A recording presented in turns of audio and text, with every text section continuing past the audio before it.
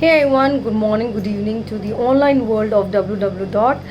First and foremost, again, this is another invitation for the same program, which is to do with cybersecurity in the online world and why the women workforce, the girls and the ladies, should take up this profession, which is very enriching, very fortifying, and I believe a lot of the skill set of what a woman has or possess that comes in very handy while deploying and that's how I see it.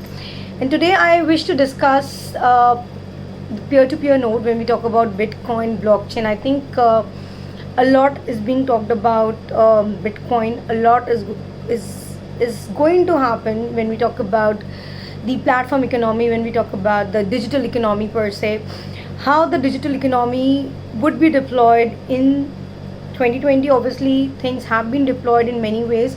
How the deployment is going to enhance, fortify, amplified in the year 2021 till 2025, because I believe from 2021 to 2025 it will be more of an experimental phase, how this can be adopted by people at large. That means each node of that ecosystem or that island is able to appreciate the whole factor of what can be reviewed in the online world. Coming back to the point of Bitcoin, before even Bitcoin came into existence, peer to peer node is the main framework, or I would say the API, with which all these nuances had been deployed that time. And the very simple fact of any digital coin is it's different from fiat currency, number one. Number two, it's basically the supply and demand. How the demand can be taken to the next level of awesomeness so that the cost of that currency increases. That is a very simple concept behind any economics globally. Supply and demand. That's it. Our honorable minister has been educating the fact that India is at the forefront of the digital world in the future. The way I see it, India is already at the forefront, or it had been in the forefront from the year 2005. 2005 was the year when intellectual property laws in India were amended for good, and I think the entities, the enterprises, the best of the Fortune 100 plus companies globally would echo with the same thought process. Since then, a lot has changed. A lot has changed for good. A lot has to be done right now also, so that those nodes are amplified, so that the economy can be revived. Coming to the concept of blockchain, cryptocurrency, 14 applications have been filed before Geneva, and I'll just walk you through those applications. And some of the applications are very dear to me, so I'll talk about those. The first one, which is a recent one, talks about cryptocurrency exchange traded product. Here PMC is being deployed, and PMC here states portfolio modeling computer. Then there's FSC. FSC is fund administration computer. Then there's an order. So OTP here is awesome, the way they have defined OTP. OTP has been defined as order taking platform computer. So OTP here is order taking platform. I have been talking about platform economy, so I think people who understand my language will able to appreciate it. Then we have a CC. CC here is a custodian computer and a paying agent. Paying agent can be any of the nodes. The other application which has been filed is blockchain systems and methods for remote monitoring. I think collection of data is one aspect, determination is another aspect. The most important aspect for the banking sector or for the fintech sector is going to be how these monitoring modules will be deployed in different capacities, and that's how the supply will increase, because these monitoring products or services, if I talk about BaaS, blockchain as a service, is going to create that demand, and that's how the prices are going to rise for those ICOs. Then the other one is blockchain based authentication and authorization.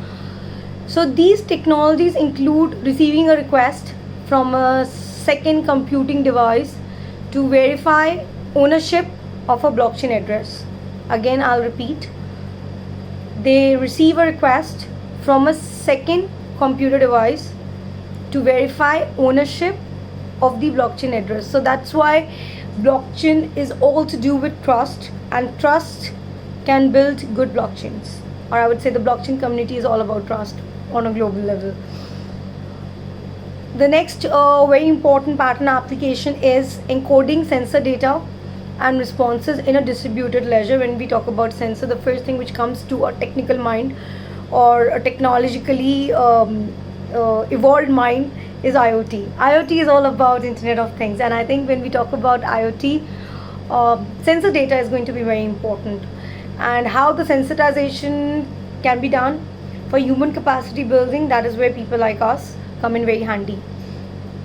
The next very important pattern application is distributed hash table based blockchain architecture for resource constrained environment, and the blockchain architecture operates over a skip graph based P2P overlay to improve the communication and storage efficiency, convergence to centralization. Then I think let's talk about wearable devices. Wearable devices again is seeing a very good market right now, so supply demand is there. Wearable decentralized apparatus for optimal remote ISHMIC preconditions. So they have defined this preconditioning apparatus as ORIP. ORIP is optimal remote ISHMIC preconditioning apparatus for optimally harnessing the innate power of homeostasis. Okay, the one which I really want to discuss is method and distributed ledger system for supporting identity management of travelers in an airport. I think this is becoming an issue. Moreover, in the current scheme of things, I was just going through the Indian news where human beings are being stamped on their hand, and that stamp itself or the inking is creating some kind of reaction. So I really don't understand, given the human effect, that why human beings are being stamped. Generally the stamping was done on these I think this is a little bit inhuman, that where you are stamping the humans themselves. I think the government of India should take this into consideration. It's not a very good thing where humans are being stamped, and they are talking about this aspect of stamping, which is creating a little bit of hustle and bustle in the minds of people who really want to travel. So I have few more minutes, otherwise I'll make another video. Okay, an interesting application filed in 2019, and this application is all to do with supporting identity management of travelers in an airport.